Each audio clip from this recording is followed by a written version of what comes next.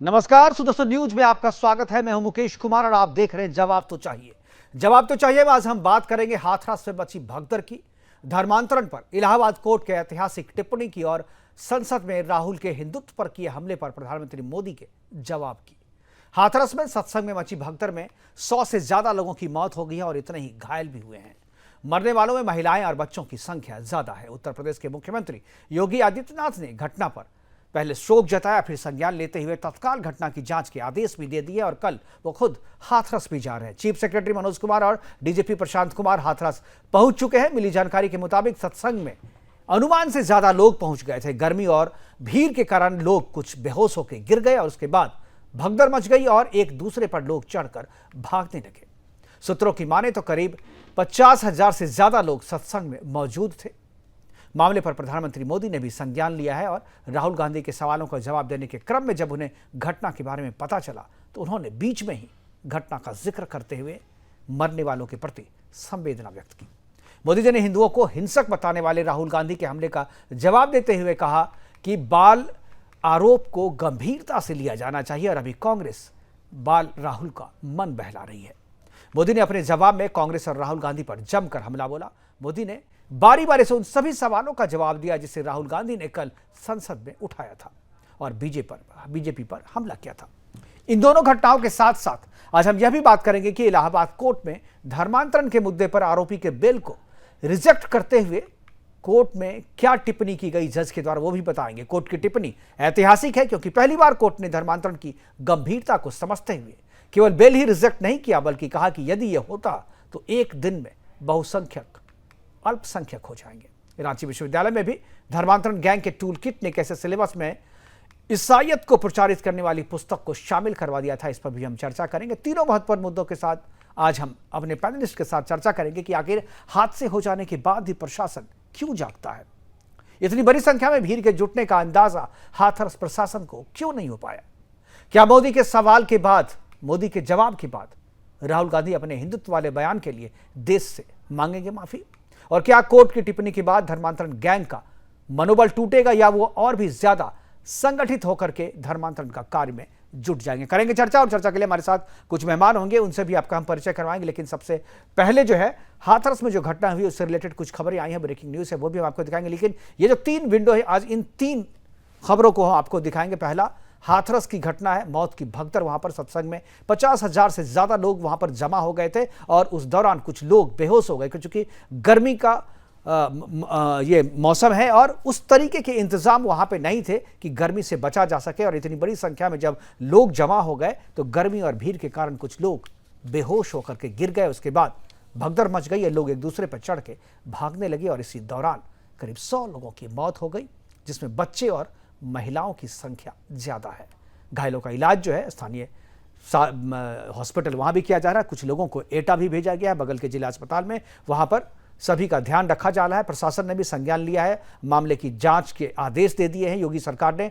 जो डीजीपी और chief secretary दोनों वहां पर पहुंच चुके हैं और कल योगी खुद जो है वो हाथरस जाएंगे और जायजा लेंगे और जो घायल हैं उनसे भी मुलाकात करेंगे। इस बीच संसद में जो चल रहा था उस दौरान भी, उस बीच में जब प्रधानमंत्री मोदी को इस हादसे के बारे में पता चला तो उन्होंने भी अपने बयान के बीच में मरने वालों के प्रति संवेदना व्यक्त की और कहा कि उस प्रशासन जो है उनका ध्यान रख रही है और जो भी होगा प्रशासन करेगी, पूरा जांच करेगा, जो भी दोषी होगा उसके खिलाफ जो है कार्रवाई भी होगी। दूसरा धर्मांतरण रोकने पर है, धर्मांतरण रोकने, हालांकि इससे जो बड़ी खबर, जो ब्रेकिंग न्यूज हमारे पास आ रही है, यूपी के हाथरस में इस वक्त की सबसे बड़ी खबर यह है कि सत्संग में भगदड़ मची, बड़ा हादसा हुआ, 100 से ज्यादा लोगों की वहां पर मौत हो गई है और कई लोग जो है घायल हैं जिनका इलाज स्थानीय अस्पताल के साथ साथ वहां हाथरस एटा में भी हो रहा है। भगदड़ में दम घुटने के कारण ज्यादातर लोगों की मौत हुई है। यह जो मौत है वो दम घुटने के कारण हुई है। जो भीड़ में गर्मी के कारण बेहोश होकर के जो लोग गिरे थे उनका दम घुटा और उसके बाद उनकी मौत हो गई। दूसरी जो खबर हमारे पास है, धर्मांतरण रोकने के लिए इलाहाबाद कोर्ट ने जो आज ऐतिहासिक टिप्पणी की, दरअसल धर्मांतरण को रोकने के लिए धर्मांतरण गैंग के एक आरोपी की आज पेशी होनी थी। उसने बेल के लिए अप्लाई किया था कोर्ट में और कोर्ट ने उसके बेल पर सुनवाई करते हुए कहा कि इससे बेल नहीं दिया जा सकता। वो बेल को रिजेक्ट किया और रिजेक्ट करने के साथ जो टिप्पणी कही वो ऐतिहासिक टिप्पणी थी। उन्होंने कहा कि अगर ऐसा चलता रहा तो एक दिन बहुसंख्यक हिंदू जो है वो अल्पसंख्यक हो जाएंगे, इसलिए इसे गंभीरता से लिया जाना चाहिए और इसके बिल को उन्होंने रिजेक्ट कर दिया। इस ऐतिहासिक फैसले पे भी हम चर्चा करेंगे। इसके अलावा जो तीसरी बड़ी खबर है वो है प्रधानमंत्री मोदी ने आज राहुल गांधी ने कल जो संसद में कहा था, जो सवाल उठाया था और हिंदुओं को जो उन्होंने हिंसक कहा था, हिंसक कहने के साथ साथ जो है उसे यह भी कहा था कि वो नफरत फैलाते हैं और कहा था कि वो असत्य और झूठ ही फैलाते हैं, उन सभी पर आज प्रधानमंत्री मोदी ने जवाब दिया। करीब 2 घंटे प्रधानमंत्री में उन्होंने भाषण दिया और राहुल गांधी ने जो जो सवाल उठाए थे उन सभी का उन्होंने जवाब दिया। उन्होंने कहा कि संतुष्टिकरण हम करते हैं, तुष्टिकरण की राजनीति कांग्रेस करती है और जो बीजेपी है वो संतुष्टिकरण की राजनीति करती है। और बालक बुद्धि कह के संबोधित, बिना नाम लिए उन्होंने बालक बुद्धि कहा और कहा कि कांग्रेस राहुल गांधी को बालक बुद्धि को मन बहला रही है और इसीलिए ऐसा वो कह रहे हैं। साथ ही संतों में आक्रोश है, यह भी हम बताएंगे कि जो कल राहुल गांधी ने जिस तरीके से हिंदुओं को हिंसक बताया उससे संतों में भी जो है आक्रोश है और कुछ संत जो कह रहे हैं कि हिंदू हिंसक नहीं बल्कि धर्म रक्षक होता है। जो बयान जो राहुल गांधी ने कल अग्निवीर पे जो कहा था उसका भी जवाब प्रधानमंत्री मोदी ने सदन में दिया और सारी चीजों का एक के बाद एक जो है वो जवाब दिया। जो भगदड़ मची है हाथरस में, जो उसके बाद सदन के भीतर में प्रधानमंत्री मोदी ने हाथरस की घटना पर क्या कहा, एक बार मैं उसको सुनाता हूं। उसके बाद हाथरस से जुड़ी और भी जो दूसरी प्रतिक्रियाएं हैं वो भी आपको सुनाएंगे और उसके बाद मोदी की बात करेंगे। पहले देखते हैं कि प्रधानमंत्री मोदी ने हाथरस की घटना पे क्या कहा। जो भगदड़ हुई उसमें अनेकों लोगों की दुखद मृत्यु होने की जानकारी आ रही है। जिन लोगों की इस हादसे में जान गई है, मैं उनके प्रति अपनी संवेदना व्यक्त करता हूं। मैं सभी घायलों के जल्द से जल्द ठीक होने की कामना करता हूं। राज्य सरकार की देखरेख में प्रशासन राहत और बचाव कार्य में जुटा हुआ है। केंद्र सरकार के वरिष्ठ उत्तर प्रदेश सरकार के लगातार संपर्क में है। सभी को यह भरोसा देता हूं कि पीड़ितों की हर तरह से मदद की जाएगी।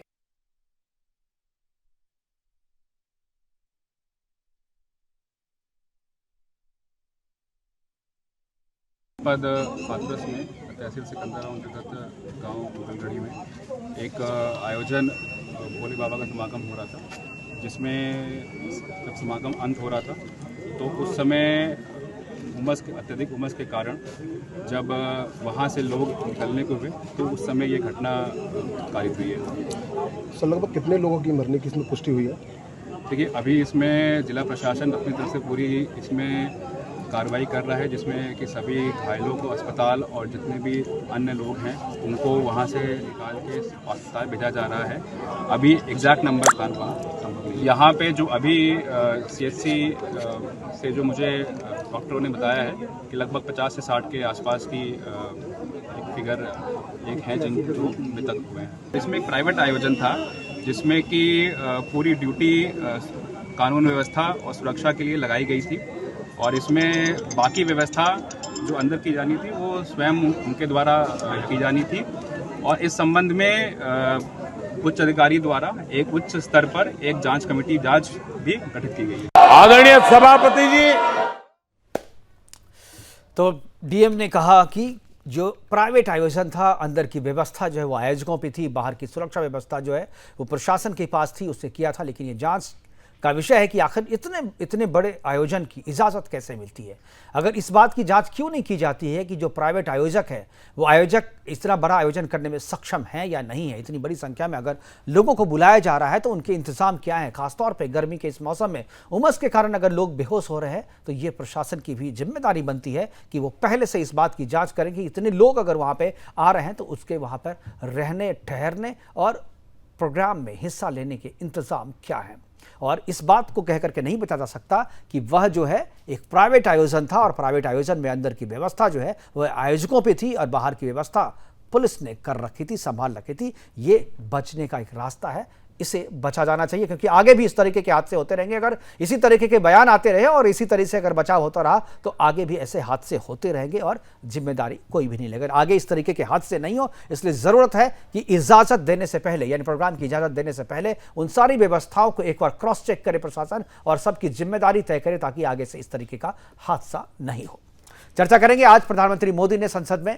राहुल गांधी ने कल जो हिंदुओं पे कहा था कि हिंदू हिंसक होते हैं, वो जो है नफरत फैलाते हैं, झूठ फैलाते हैं, उस पर आज प्रधानमंत्री ने जो जवाब दिया उस पर भी हम चर्चा करेंगे। और चर्चा को आगे बढ़ाने के लिए हमारे साथ जो है कुछ मेहमान भी होंगे, उनसे मैं सबसे पहले आपका परिचय करा दूं। हमारे साथ जो अशोक तिवारी है, प्रवक्ता समाजवादी पार्टी की तरफ से है, अनिल दीक्षित जो बीजेपी के प्रवक्ता के तौर पर हमारे साथ होंगे, बाल मुकुंद शर्मा जी कांग्रेस की तरफ से हमारे साथ होंगे, और अखिलेश लावानिया हाथरस संवाददाता है, वो भी हमारे पास है हाथरस पे अपडेट देने के लिए। तो सबसे पहले मैं एक बार अपने संवाददाता के पास जाऊंगा, उसके बाद चर्चा को आगे बढ़ाऊंगा और मोदी जी ने जो कहा वो भी आपको सुनाऊंगा। लेकिन मैं एक बार अपने पैनल से कहूंगा और अपने जो गेस्ट कोऑर्डिनेटर है उनसे कहूंगा कि अखिलेश को एक बार जोड़े। अखिलेश से मैं एक बार अपडेट ले लेता हूं, उसके बाद जो हमारे गेस्ट हैं वो भी उनको भी पता चलेगा। अखिलेश, यदि आपको हमारी आवाज़ पहुँच रही है, ज़रा बताएं कि अभी क्या वहाँ पर स्थिति है, और जो लोग दिल्ली से हालांकि लिया जा रहा है, कोऑर्डिनेट किया जा रहा है, यूपी से जो बड़े अधिकारी वहां पर पहुंच गए हैं, क्या उनसे आपकी बात हो पाई है? क्या उन्होंने कुछ लिया है कि जांच कमेटी भी जो बैठी है उसमें कौन कौन है, और एग्जैक्ट मरने वालों की फिगर क्या है?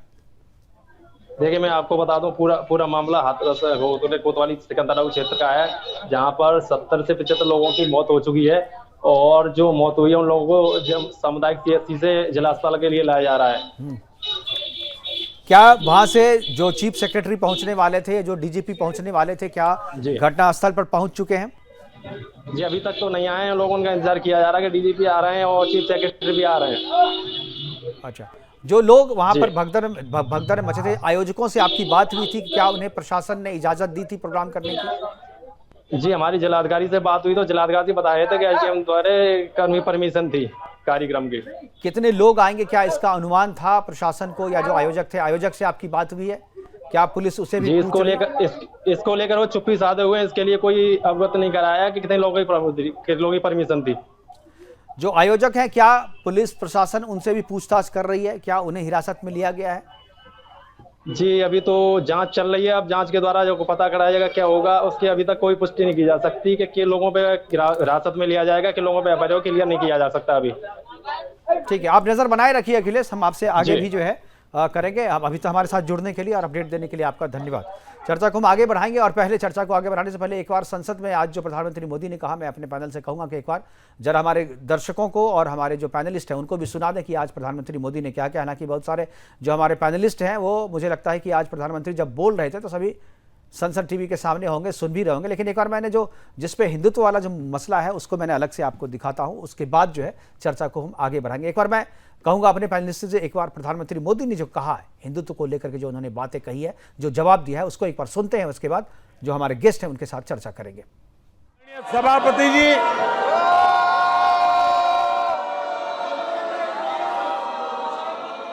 ये कहा गया हिंदू हिंसक होते हैं?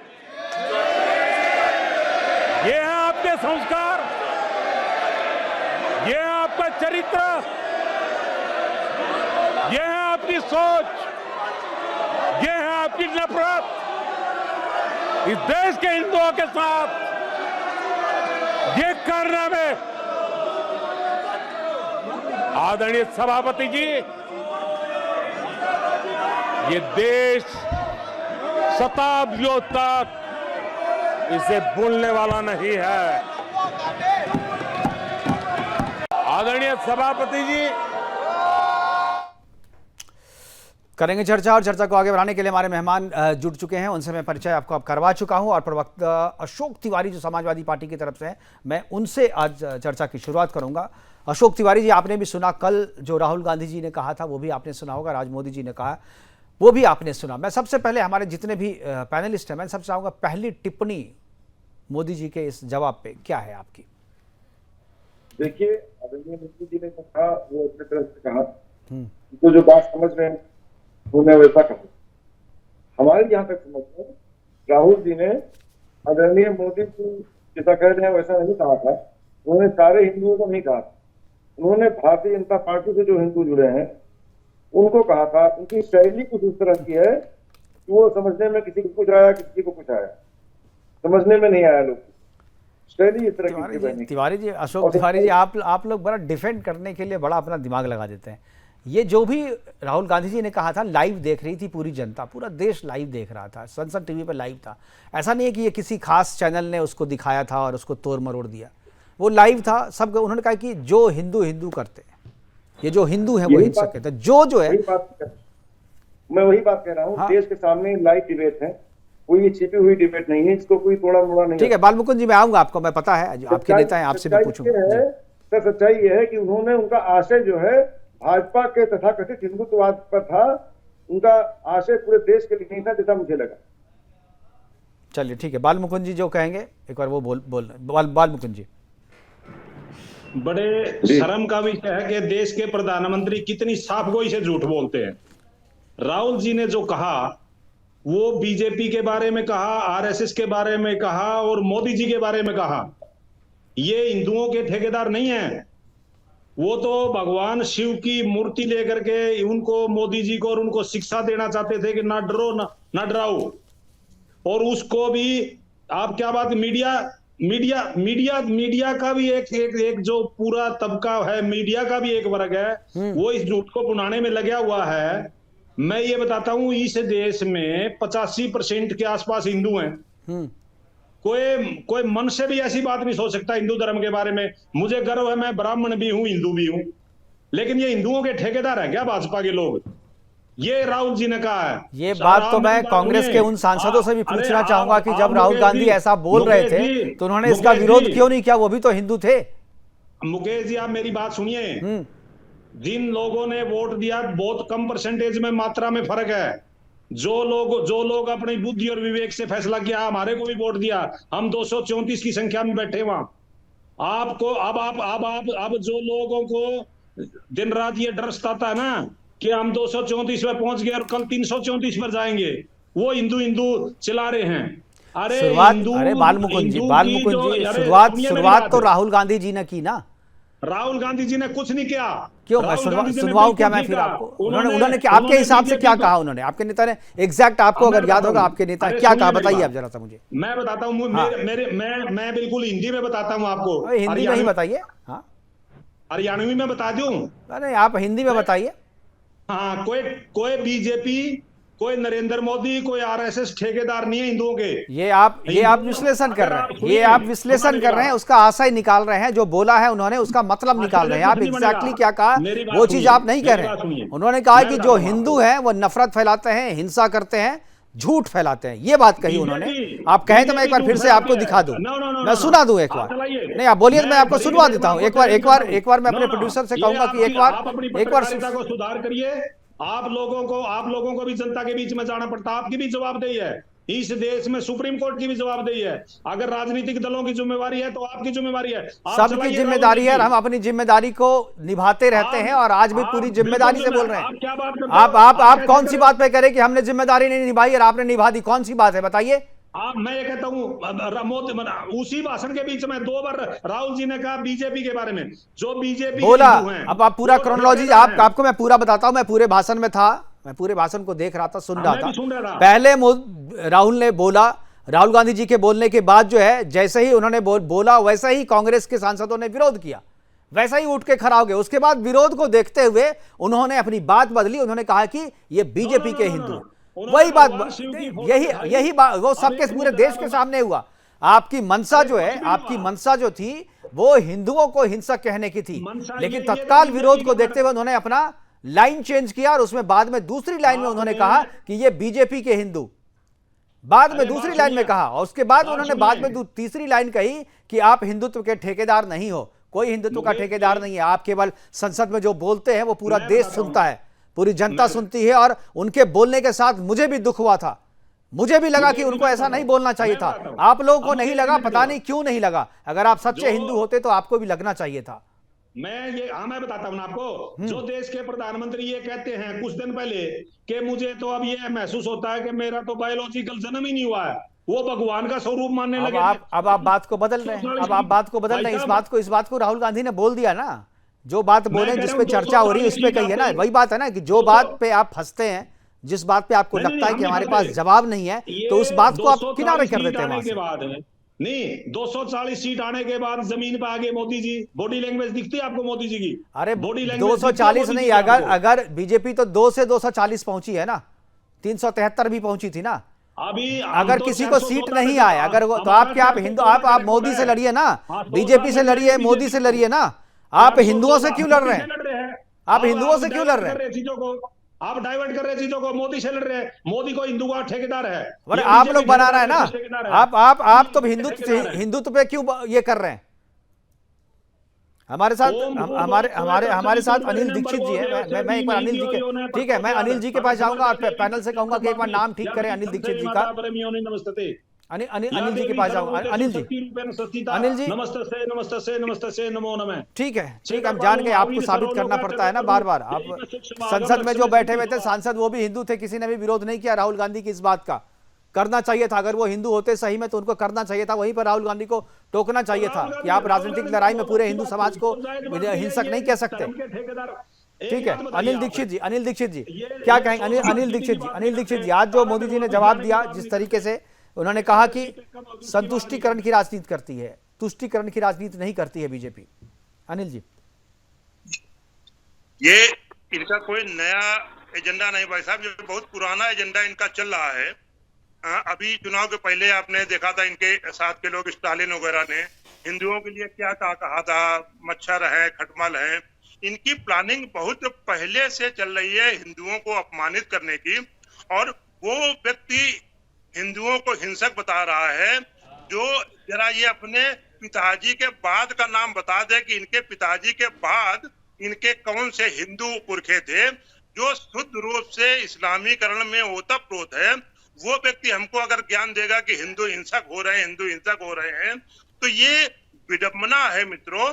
हमारे आप भाई साहब एक पैनल वाले कह रहे हैं कि 234 हम वाकई 2 से 234 आए, सीटें आने जाने पे हमें कोई फर्क नहीं पड़ता है। लेकिन जिस विचारधारा को हम लेकर के चल रहे हैं, उस विचारधारा से तनिक भी इधर उधर नहीं होने वाले हैं। मैं इनसे ये पूछना चाहता हूं कि जिन हिंदुओं ने बीजेपी को वोट किया है, वो हिंदू क्या सारे हिंसक हिंदू हैं? अगर ऐसा है तो अपने नेताओं से कहला दें कि जिन लोगों ने बीजेपी को वोट दिया है वो सारे हिंदू हिंसक हैं। उन हिंदुओं से हमें कोई वास्ता नहीं रखना है। जितने भी कल सांसद बैठे थे मित्रों संसद में, सबको एक स्वर थे इनका राहुल गांधी का विरोध करना चाहिए था कि आप मोदी से लड़िए, वैचारिक तौर पे खूब लड़िए, कोई दिक्कत नहीं है। लेकिन उस समुदाय से लड़ रहे हैं जो समुदाय एक चींटी मरने पे भी कहीं न कहीं अपने को पाप की अनुभूति करता है।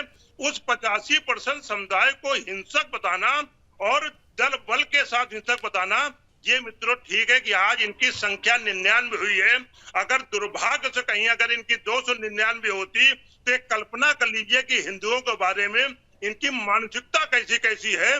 उस मानसिकता को हमारे जैसे करोड़ों हिंदू लोग आज भी खड़े हैं और कट्टर हिंदुत्व के गर्व से कहते हैं कि हम हिंदू हैं, हिंदू संस्कृति को अपनाते हैं। लेकिन इनकी विचारधारा को, इनके पास सोच नाम की चीज नहीं मित्रों।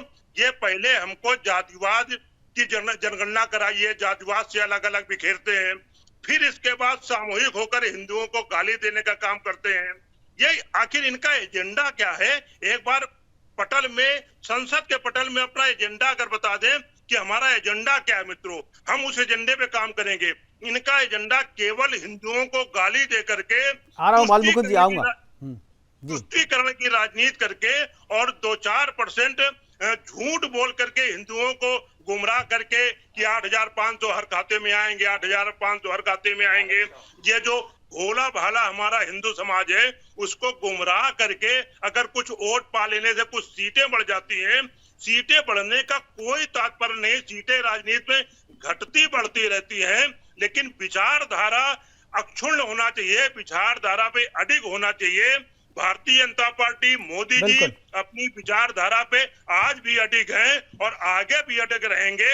हम हिंदुत्व के विचारधारा को, हम बिल्कुल नहीं कह रहे कि हिंदुत्व की विचारधारा में कहीं हिंसा का दूर दूर तक स्थान है। हम अपने बिल्कुल बिल्कुल ठीक है। आपने बालमुकुंद जी, बालमुकुंद जी आपका आपका जवाब देंगे। बालमुकुंद जी, बालमुकुंद जी आवाज आ रही है? बालमुकुंद जी, बालमुकुंद जी को आवाज आ रही है क्या? एक बार अशोक तिवारी जी, क्या आपको आवाज आ रही है? आवाज आ रही है आपकी? हाँ, अब आवाज आ रही है। अशोक तिवारी जी, आप क्या कहेंगे जो बीजेपी जो कह रही है? क्या आपको लगता है कि ये विचारधारा की पार्टी है, नंबर का कोई गेम नहीं है? जी, सच्चाई ये है भाई साहब, मैं कहूंगा सनातन संस्कृति हमारी, सर्वप्रथम मैं कहना चाहता हूँ, बहुत सहिष्णु है, अहिंसावादी है, पूरी तरह से अहिंसावादी है और प्रेम फैलाने वाली, नफरत फैलाने वाली नहीं है। बहुत अच्छी है संस्कृति हमारी। सनातन संस्कृति पर हमें गर्व है और सनातन संस्कृति पे कोई भी निर्णय नहीं कर सकता। नंबर 1, हमारे समझ में, मैंने पहले भी कहा था, राहुल गांधी जी ने जो बात कही है वो भारतीय जनता पार्टी संदर्भ में कही, भारतीय जनता पार्टी के छद्म हिंदुत्व पे कही है। उन्होंने तथाकथित राहुल गांधी ने बोला है, उनकी शैली अलग हो सकती है, उनकी शैली जो बोलने की है, उनकी शैली में लोग समझ नहीं पाते हैं कि वो क्या कह रहे हैं, क्या नहीं कह रहे हैं। तो मतलब आप राहुल गांधी कह रहे हैं कि राहुल गांधी समझा नहीं पाते हैं लोगों को, बोलते कुछ है और समझ लोग को समझा नहीं पाते हैं, लोग समझते कुछ और है। नहीं, उनकी शैली ऐसी है, उनका आशय अलग था, आशय उनका नहीं, अब नेताओं को तो क्लियर होना चाहिए ना भाई, नेताओं को तो क्लियर होना चाहिए। अब एक बार नेता कुछ बोल देंगे, गलतफहमी फैला देंगे, अफवाह फैल जाएगी और उसके बाद नेता जब सब चीज हो जाएगा तब नेता के बयान का आशय क्या था बताने के लिए आप लोग सामने आएंगे। तो कहा उन्होंने भारतीय जनता पार्टी के छद्म, तो भारतीय जनता पार्टी को वोट देने वाले जितने हिंदू हैं सब हिंसक हैं आपके हिसाब से? सही नहीं है सब। तो फिर तो आप अगर भारतीय जनता पार्टी को भी आप अगर कह रहे हैं तो मतलब तो उसका वही हुआ ना। भारतीय जनता पार्टी के कौन से नेता ऐसे हिंसक हैं जिन्होंने कांग्रेस के प्रति हिंसा कर दी? किसका गला काट दिया, किसका सर तन से जुदा कर दिया? जरा बताइए। एक भी बीजेपी के नेता जो संसद में थे, कौन से ऐसे नेता थे बीजेपी के जिन्होंने सर तन से जुदा कर दिया, जिन्होंने हिंसा फैला दी, जिन्होंने नफरत फैलाई? देश के प्रधानमंत्री ने हिंदू मुसलमान किया इलेक्शन में को लेकर बोला है उन्होंने, वो नहीं दिखा आपको, और सारे हिंदुओं को नहीं बोला। अगर भारतीय जनता पार्टी अगर हिंदुत्व को लेकर के बोलती है, हमारी नजर में, मैं अपना बयान दे रहा हूँ, हमारी नजर में सारे हिंदू, जो हिंदू शब्द है वो अहिंसक है और वो प्रेम फैलाने वाला है, नफरत फैलाने वाला नहीं। उस हिंदू में आप बीजेपी के नेताओं को नहीं मानते? बीजेपी के वर्कर्स को मानते हैं, बीजेपी के जो वोटर हैं उनको मानते हैं। उसमें भी बाइफरकेशन है, कुछ लोग अच्छे हैं, कुछ लोग गलत भी हैं। आप लोग सर, आपके नेता भी कंफ्यूज हैं, आप भी कंफ्यूज है, कुछ भी क्लियर नहीं कर पा रहे हैं, आप भी कंफ्यूज है। आप खुद भी कह रहे हैं कि नेता आपके समझा नहीं पाते हैं, आपके इंडी गठबंधन के नेता आप भी कह रहे हैं कि उनका आशय कुछ और था, वो समझ नहीं पाते, समझा नहीं पाते। और यही बात तो मोदी जी ने भी आज कही कि वो समझा नहीं पाते, कहना क्या चाह रहे हैं। बालक मन को बहलाने के लिए कांग्रेस जो है ये इस तरीके के बयान दिलवा रही है उनसे। बालमुकुंद जी कुछ कहना चाह रहे थे, अगर बालमुकुंद जी आशय भाजपा के तथाकथित हिंदुत्व को लेकर था, सारे हिंदुओं को लेकर नहीं था। आशय की क्या बात होती है? मतलब आशय इसका मतलब लोग अपने तरीके समझेंगे। तो आपने सीधे तौर पे जो है मैसेज दे दिया अपने वोटर को कि आप समझते रहो। देखो उसका वोटर तो समझ गया पूरा, जो तुष्टीकरण की राजनीति आप लोग करते हैं कि मुसलमान को खुश करना, वो समझ गए भाई कि हिंसक है। हमने कह दिया, पार्लियामेंट में कह दिया भाई जो भाई हिंदू है वो हिंसक है। जब बात बनी तो आप कह रहे कि नहीं बीजेपी हिंदू के बारे में बोल रहे थे हम। क्यों बीजेपी को क्यों बोलेंगे आप? क्या कर दिया उसने? किसका सर तन से जुदा कर दिया? बताएंगे बताइए ना, किसका सर, किसने सर तन से जुदा कर दिया बीजेपी ने? मेरी आवाज आ रही है मुकेश जी? बिल्कुल आ रही है, बिल्कुल आ रही है। बोलिए बालमुकुंद जी, बोलिए बालमुकुंद जी। मुझे लगता था आपको आवाज नहीं आ रही तो मैं तो बीच में बोला ही नहीं। अब सुनिए। हाँ मुकेश जी सुनिए जी। देश के प्रधानमंत्री ने जितनी भी जनसभाएं हैं, पहली वोटिंग के बाद, जो पहले 104 की वोटिंग हुई है, उसके बाद उनके पास जो रिपोर्ट गई है कि भाई आप चुनाव हार रहे हैं बुरे तरीके से, आईबी जो एजेंसियां रहती है, उसके बाद हिंदू मुसलमान पर देश के प्रधानमंत्री उतरे आए। तो देश के प्रधानमंत्री का ये सत्र थोड़ा कि वो बिल्कुल ही एक गली के नेता की तरह बोले हैं। हिंदू मुसलमान किया उन्होंने। अरे क्या किया हिंदू मुसलमान, वो तो बोलिए क्या किया हिंदू मुसलमान किया? अरे भाई नेता प्रचार नहीं करेगा क्या? आप जो कहेंगे, आपके सैम पित्रोदा ने, आपने अपने कांग्रेस ने अपने घोषणा पत्र में ये कहा, अपने घोषणा पत्र में हिंदू मुसलमान कर रहे हैं आप, आपने लिखित तौर पे किया। कोई बोल आपने तो घोषणा पत्र में लिखित तौर पे आपने हिंदू मुसलमान किया हुआ है। आप फिर वही बात करते हो। हाँ, वही बात क्या है, तो प्रमाण है ये उसमें। बताओ, आप मीडिया की तरफ से बोल रहे हो, भाजपा मीडिया की तरफ से नहीं बोल रहा, जो सच है घोषणा पत्र के उतर प्रिंटेड है ना, देख लीजिए ना, इंटरनेट पे खोलिए, आप गूगल पे खोलिए, गूगल पे। ये बताओ, आप एंकर के तौर पर बोल रहे हो या मीडिया बीजेपी के प्रवक्ता के तौर पर बोल रहे हो? मैं जो सच है वो किसी भी तरीके से बोला जा सकता है, उसके लिए किसी भूमिका की जरूरत नहीं होती है। देश के सच कोई भी प्रधानमंत्री कभी ने भी हिंदू कैसा ही मुस्लिम- बोल सकता है। मैं जो बोल रहा हूँ कांग्रेस अच्छा, के घोषणा आप पत्र के सुनो, बारे में बोल रहा हूँ, मैं आपके मानता घोषणा हूं। पत्र में जो है मैं आपकी- वो बोल रहा हूँ, आप आपकी कहिए कि सारी नहीं बात मानता हूं। है, आप बताइए आप घोषणा फिर पत्र में कांग्रेस नहीं है तो आगे- आप दिखा देता हूँ मैं घोषणा पत्र आपको। देश के प्रधानमंत्री ने क्या कहा, मुझे बोलने दोगे इस बात पे? बोलिए ना, मैं तो बोल ही रहा हूँ, तो बोलिए मैं आप कह रहा हूँ बोलिए। देश के प्रधानमंत्री ने ये नहीं कहा एक जनसभा में कि वो जो लोग पीछे खड़े हैं, उनके कपड़ों से पता लगता है कि वो कौन लोग हैं। देश के प्रधानमंत्री किसी नागरिक के बारे में ऐसी बात कह सकते हैं? वो कह रहे हैं मुसलमानों को हम रिजर्वेशन नहीं देंगे, जबकि झूठ, बिल्कुल साफ गोई से झूठ बोल रहे हैं। जबकि मुसलमानों को बीजेपी की सरकार है राजस्थान गुजरात में, वहां भी आरक्षण दे रखा है इन्होंने। क्या देश के प्रधानमंत्री ने, देश के प्रधानमंत्री के मुख से हिंदू मुसलमान बौद्ध सिख ईसाई नहीं निकलना चाहिए मुकेश जी। आपने खुद अभी बोला कि प्रधानमंत्री मोदी ने संविधान ये की- कहा कि पीछे में मेरी जो बात खड़े सुनिए। लोग हैं, मैं आपकी बात को, आप लोग देखिए कैसे लोगों को भ्रमित कर रहे हैं। आपने कहा कि प्रधानमंत्री ने कहा मैं कि भ्रमित नहीं कर विधानसभा रहा। में पीछे खड़े लोग जो हैं अपने हाँ। पहनावे से पता चल रहा है कि वो कौन है। इसमें कौन सी हाँ। बातें सांप्रदायिक हो गई? इसमें ये सांप्रदायिक क्यों क्या नहीं है? सांप्रदायिक होगी? क्या ये क्यों नहीं सांप्रदायिक होगी? फिर बताइए। आपको, फिर आप अपना चश्मा बदलो। अगर ऐसी बात है फिर डिबेट का मायने क्या रहेगा? मैं फिर तो आप चश्मा कुछ नहीं भी- पहनता, मैं कह रहा हूं बाहर में अगर साधु संत पीछे में खड़े हैं और उनको देख करके बोला कि ये इनके वस्त्र से पता चलता है कि ये कौन है, तो इसमें सांप्रदायिकता क्या है? साधु संतो सबके लिए समान होते हैं, सब उनको चरण स्पर्श करते हैं। भाई, ये साधु संत तो वस्त्र से पहचाने जाते हैं ना बाल मुकुंद जी। तो अगर किसी ने कह दिया कि पीछे में जो खड़े हैं वो अपने वस्त्र अच्छा से, मुकेश जी एक बात बताओ। हाँ। मैं इस डिबेट में, मैं आपसे 1 मिनट में आपसे पूछता हूं, हाँ, मतलब क्या ये जो बीजेपी के नेताओं की भाषण शैली है, ये नहीं है कि हिंदू मुस्लिम किया जाए? कौन करेगा हिंदू मुस्लिम? 85% हिंदुओं को पोलराइज करने के लिए झूठ बोलती है मैं ये कह रहा हूं कि आप ये तो लोग सबको दोनों पता है। करते हैं, कांग्रेस भी करती है, बीजेपी भी करती है। शुरुआत जब कांग्रेस करती है तो काउंटर करना पड़ता है, क्योंकि ये चुनाव है कांग्रेस, देखिए जीतने मेरी के बात लिए। सुनिए। क्योंकि आपने, मैं बताऊं, आपने घोषणा पत्र में शुरुआत करी, आपके जो सैम पित्रोदा है उन्होंने कहा कि संपत्ति का बंटवारा होगा, संपत्ति पे पहला अधिकार किसका होगा, ये आप लोगों के बयान थे। तो काउंटर तो पॉलिटिकल पार्टी करेगी ना, तो आप उसको उसी तरीके से अच्छा, पॉलिटिकली देखिए ना। मैं आप हिंदू बता- समाज पे क्यों हमला करने लगते हैं? पॉलिटिक्स हम से किसी- चुनाव के दौरान चुनाव की यही बातें बात होती है। देखिए कमांड आपके हाथ में है। हाँ। मैं जवाब दूंगा तो वही संसद में माइक बंद किया जाता है, मेरा यहाँ भी माइक बंद हो जाएगा। संसद में भी माइक नहीं बंद होता है, यहां भी माइक नहीं बंद होता है। मैं बोलिए। बताता हूं आपको। हाँ। अब अभी देखना बंद होएगा। मैं आपको बताता हूं कांग्रेस क्या करती है। 2 मिनट दे दे, आधा मिनट दे दीजिए मुझे। मैं एक मिनट दिया हाँ, आपको, बोलिए। हम हरित क्रांति लेके आए, हाँ, लेके आते रहेंगे। हम सफेद क्रांति लेके आए, हम आईटी क्रांति लेके आए, हम संचार क्रांति लेके आए, हमने बड़े बड़े बांध बनाए, हमने ईश्वरों की स्थापना करी, हमने बेल शेल, हमने इस देश को एक इस तरीके के डावरण में खड़ा कर दिया कि विश्व पटल। अब आपने अभी अपनी आवाज खुद म्यूट कर दी, अपनी आवाज खुद म्यूट कर दी आपने। अब आप आवाज तो कीजिए, अनम्यूट कीजिए, खुद ही म्यूट कर देते हैं सारे आप लोग जो है ना, एक ही चीज में। अरे आपने अपनी आवाज क्यों म्यूट कर दी? आपने अपनी आवाज म्यूट कर दी है ताकि आप कह सके लोगों को कि हमने आपकी आवाज बंद की है। हम लोग यहां से किसी की आवाज नहीं बंद करते। आपकी आवाज म्यूट हो गई है और आप जितनी बातें कह रहे हैं ना, हम स्वीकार करते हैं। देखिए, आपने हरित क्रांति लाई, आपने श्वेत क्रांति लाई, आपने ग्रीन रेवोल्यूशन लाया, आपने ब्लू रेवोल्यूशन भी लाया, आपने सब चीज लाया, लेकिन बदले में आप चाहते हैं कि आप धर्म ले लें, आप हिंदू को हिंसक बता दे, हिंदू को नफरत करने वाला बता दे। ये नहीं चलेगा। आपने दिया, ठीक है, वो आपका काम था, सरकार का फर्ज था, सरकार जनता ने वोट दिया था आपको भाई, वो काम करना आपका फर्ज था। आपने कोई एहसान नहीं किया देश पे। आप ब्लू क्रांति लाए, चाहे श्वेत क्रांति लाए, चाहे हरित क्रांति लाए, वो करना था। आपकी जगह जो भी होता सबको करना पड़ता। आपने जनता ने चुन के भेजा था जनता के लिए काम करने, लेकिन बदले में आपने क्या किया? बदले में आप चाहते हैं कि हम उसका मजहब ले लें, हम धर्म ले लें उसका। आधा मिनट रहता है मेरा, बोलिए। मेरा आधा मिनट रहता है, बोलिए।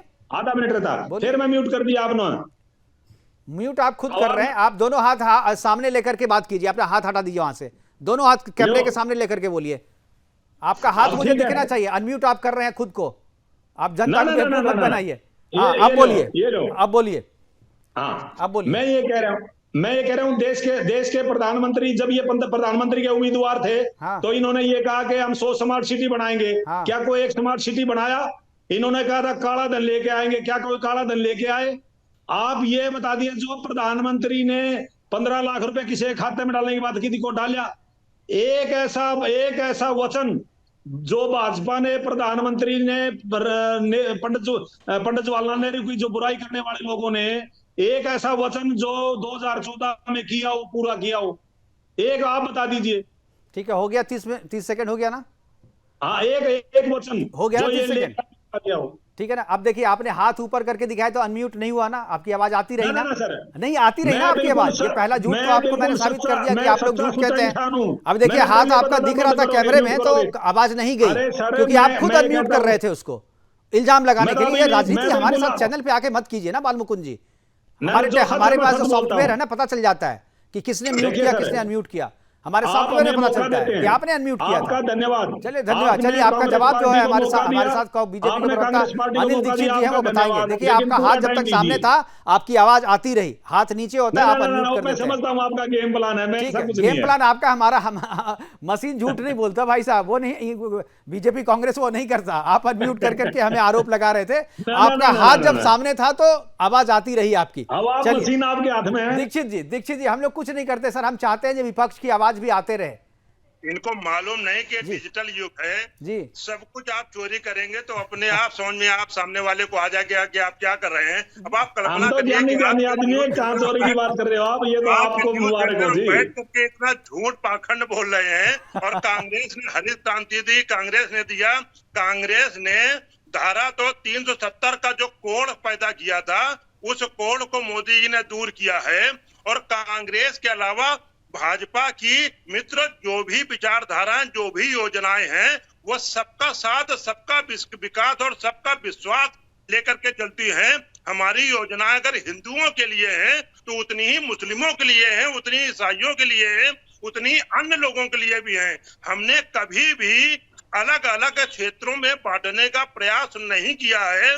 लेकिन आप जैसे लोग, कांग्रेस जैसी संस्था जो देश को आजाद करने में अपने को बहुत प्रभावी संस्था बताती है, आज इतनी कुत्सित मानसिकता की हो जाएगी, इसका हिंदू समाज कभी कल्पना नहीं करता था कि इतने निचले स्तर पर गिर करके सामान्य हिंदू को, मैं बार बार कहता हूं, जो हिंदू गंगा जल को लेकर के कसम खाता है कि मैं कभी अपने जीवन में पाप नहीं करूंगा, उस हिंदू को हिंसक सदन में जो सबसे बड़ी, आपको हिंदू मुसलमान के सिवाय किसी चैप्टर की नॉलेज है? बीजेपी के किसी भी प्रवक्ता से पूछ लो, ये हिंदू मुस्लिम से छोड़कर कोई चैप्टर पता नहीं इनको। देश का विकास कैसे हुआ, देश की जीडीपी आगे कैसे बढ़ती है, इंटरनेशनल स्तर पर देश की इज्जत कैसे होती है, 370 का रोड, 370 क्या है आपको पता है? अरे 370 नहीं शुरू में लगाते तो जम्मू कश्मीर भारत का हिस्सा नहीं होता। ये जम्मू कश्मीर को भारत में ले आने वाली ही कांग्रेस है। पंडित जवाहरलाल नेहरू के प्रयासों से आज जम्मू कश्मीर के महाराजा को विलय करने पर हमने मजबूर किया, उसी रात हमने सेना भेजी। ठीक है सर, ठीक है, मैं समझ गया, हमारे पास समय की कमी है, प्रोग्राम को वाइंड अप करने का इशारा हो रहा है। लेकिन बाल मुकुंद जी, आपने जो कहा कि बीजेपी हिंदू मुसलमान करती है, लेकिन संसद में तो सबसे पहले हिंदू मुसलमान राहुल गांधी जी करते नजर आए ना। तो राहुल गांधी जी ने जो कहा उसका जवाब दिया। तो जब आप छोड़ देंगे तो उधर से भी छूट जाएगा। दोनों मिलकर के आप लोग करते हैं, लेकिन जनता सब देखती है। और खासतौर पे संसद की जो कार्रवाई होती है वो लाइव होता है और पूरी जनता जो है उसे लाइव देखती है। इसलिए उसके बारे में झूठ बोलने की जरूरत नहीं है। झूठ बोलने से आप जो है और बेनकाब होंगे, नहीं बोलने की जरूरत है। सब लोग खुद देखते हैं और समझते हैं, इसलिए जनता को बेवकूफ बताना छोड़ दीजिए। फिलहाल हमारे साथ जुड़ने के लिए बाल मुकुंद जी आपका, अनिल दीक्षित जी आपका, अशोक तिवारी जी आपका बहुत बहुत धन्यवाद। आप जुड़े, अपनी बातें हमारे साथ साझा की। लेकिन एक जो चर्चा हम अभी कर रहे थे इलाहाबाद कोर्ट की में आज कोर्ट ने एक बेल को रिजेक्ट किया है इस आधार पे क्योंकि उसे धर्मांतरण करने का आरोप था उन पे। और धर्मांतरण करने के आरोप में जब बेल को रिजेक्ट किया तो रिजेक्ट करते हुए उन्होंने टिप्पणी की कि यह जो है बहुत ही खतरनाक परिपाटी है। अगर ऐसी यही चलती रही तो बहुसंख्यक हिंदू समाज जो है वो अल्पसंख्यक हो जाएगा। यह ऐतिहासिक फैसला है। इस पर आज रात 8 बजे भी हम आपको प्रोग्राम दिखाएंगे बिंदास बोल में। फिलहाल अभी के लिए इतना ही, दीजिए इजाजत, नमस्कार।